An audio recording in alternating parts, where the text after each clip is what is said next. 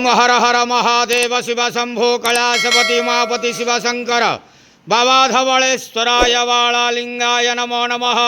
दीपं यदि परं ब्रह्म दीपं यदि जनार्दनः दीपहरत मे पाप पूजा दीप नमस्तुते।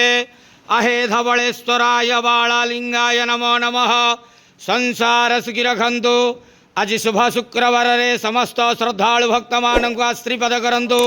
मनस्कामना पूर्ण करंतु। कर्म क्षेत्रोन्नति करंतु। ग्रहरिष्ट खंडन करंतु।